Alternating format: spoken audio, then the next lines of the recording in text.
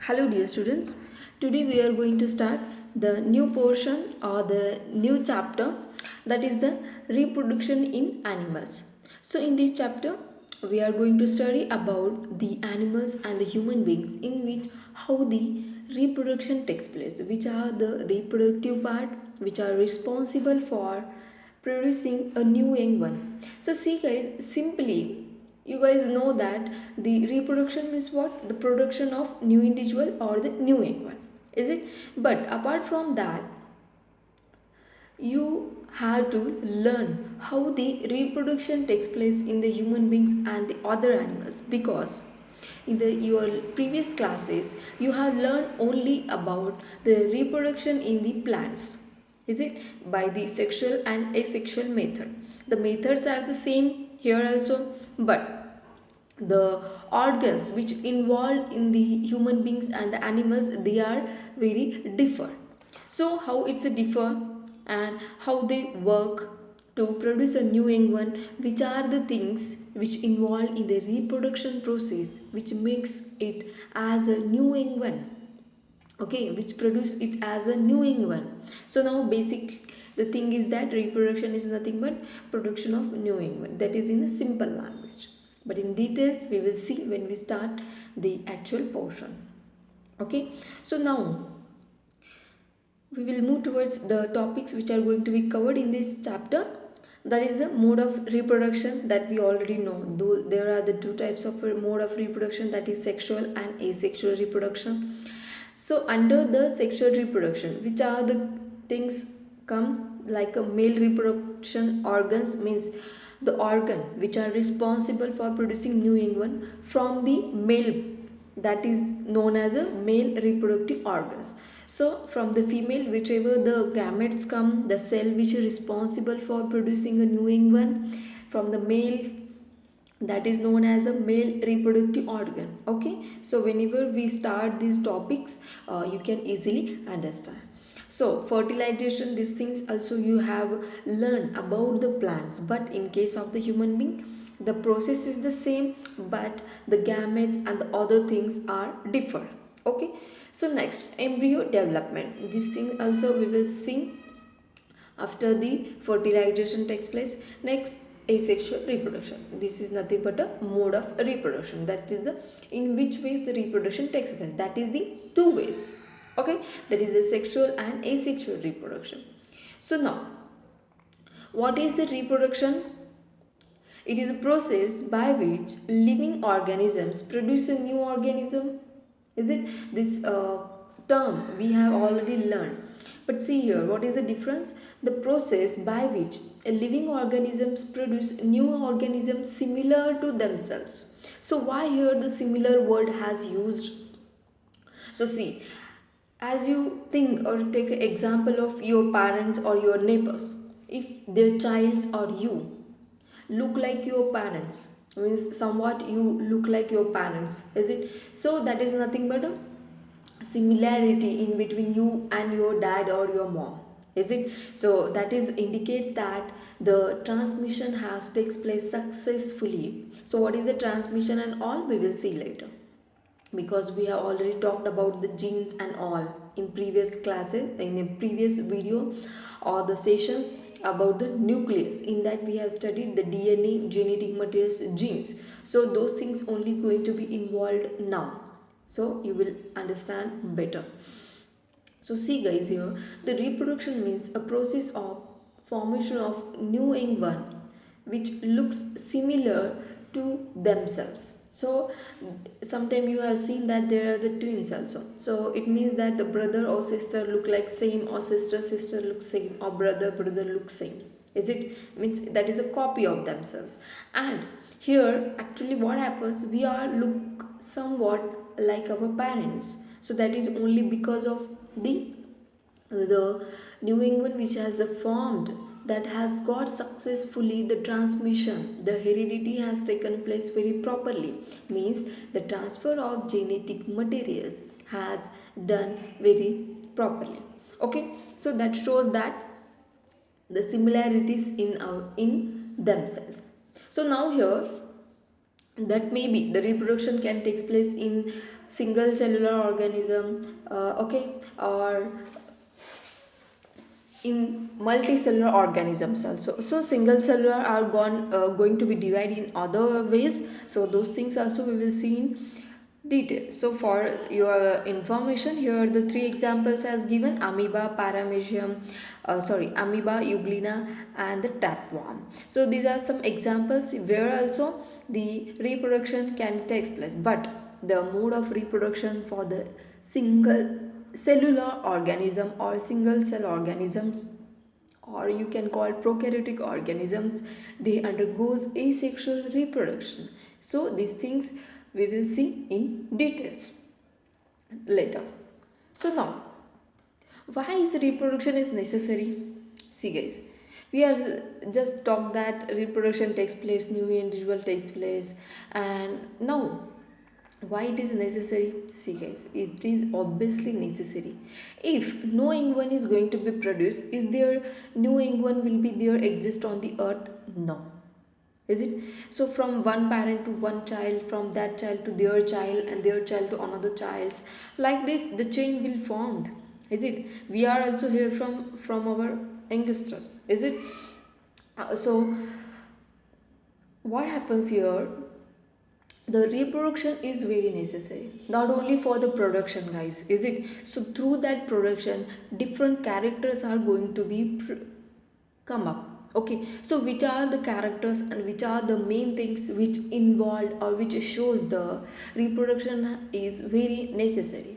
So see, there are the two three things has given here. So those are: retains a particular species of living organism. See guys, in a conservation of plants and animals chapter, we have studied that how to conserve the animals and plant, is it? Along with that, we mostly focused on how to conserve the particular animals which are going to be endangered, becoming a endangered, is it? Going to be exhaust for a longer time, is it? For such animals, it is better way for the reproduction guys. If the reproduction takes place in them successfully, their species will be remain for a longer time, is it? So there will be no exhaust of such things. So that's why the reproduction is helpful for such animals also, those are becoming as endangered.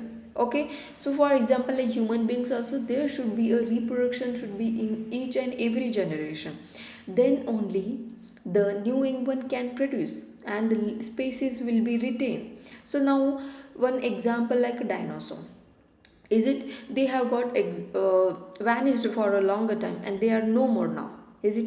If in that or that situation, okay, in previous situation where they was, in them continuously reproduction was taking place, so it means that they were till now gonna be survived, is it? So they have not, they are not no more now, is it? So that is the reason only the reproduction has not taken place properly, their species has got vanished, is it, permanently. So that's why the retain a particular species is very important. Okay, next, the transmission of characters from one generation to the next generation. Just I will talk that in the reproduction how the similarities takes place, because of only the genes and the DNA, RNA, the proteins whichever are present in our parental genes, is it? So those going to be transferred to their babies, is it? So new young one is nothing but here the new baby, is it? In case of the animals and the human beings. So here what happens, the genetic materials which transfer from parents to the new young one baby which is going to be produced, that is going to be get a new character or a similar character from their parent. So now here character means what? The genes are nothing but a color, hair of structure, hair color, that may be eye color, face color, or body color, skin color, or you can call any body structure, height, okay, height, or any other body organ development. All these characters are nothing but a transmission of a characters which is taken place through the genetic materials which is coming from the parent. Okay, so transmission of characters should be taken place from one generation to the next generation. So one generation means what? From your or anyone's grandfathers, that is going to be that has transferred to your parents, from your parents that has going to be transferred or gonna transfer to in you. So it means that that is one generation of your grandfather, and next generation your father, and next generation is you are, and next is will be your child, is it? So that is nothing but a generation to the next generation. Okay, see, next, variation leads to the origin of a new species. So what is the variation? Variation means a difference. Okay, so always the same characters cannot be transferred, guys, because we are actually not a copy of our parent. We are just look similar to them. We are just little bit similar to them. We are actually not a similar. Why? Because there are some variation, is it? We are somewhat different from them.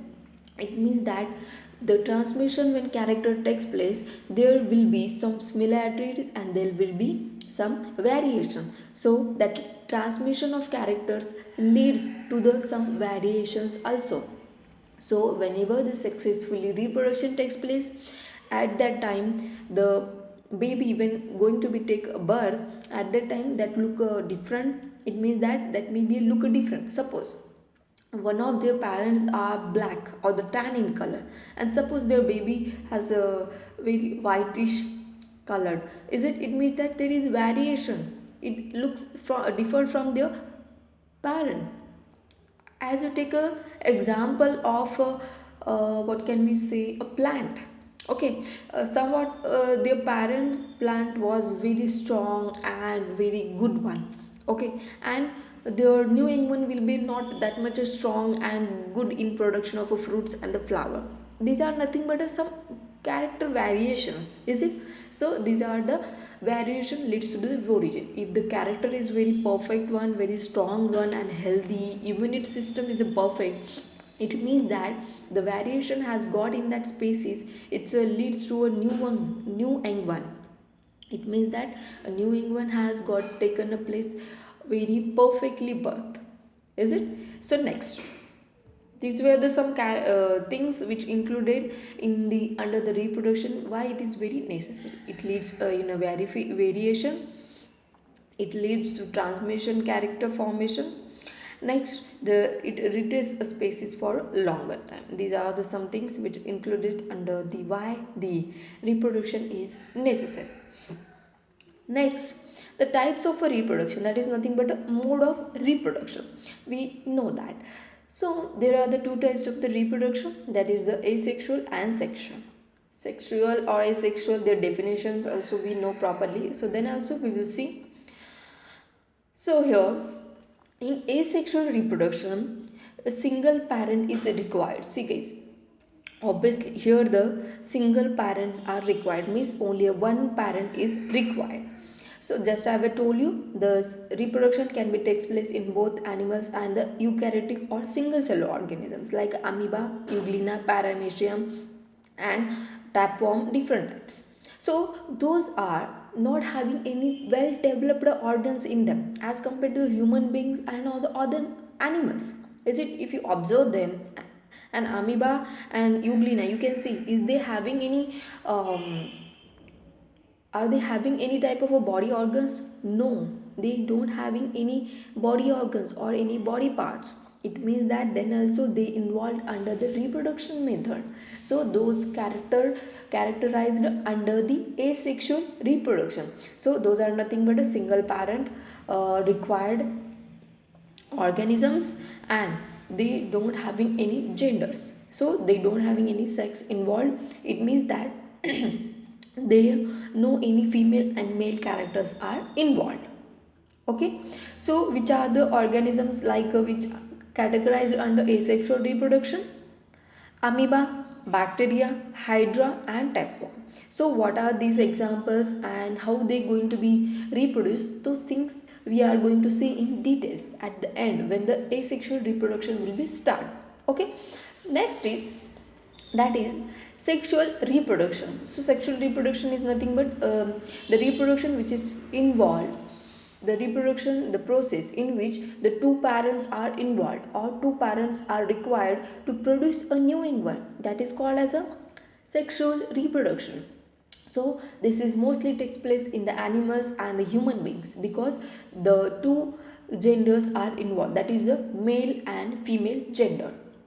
Okay, so the fusion between male and female gamete gives rise to the new organisms and the two new or living being, or a new offspring, or the new individual.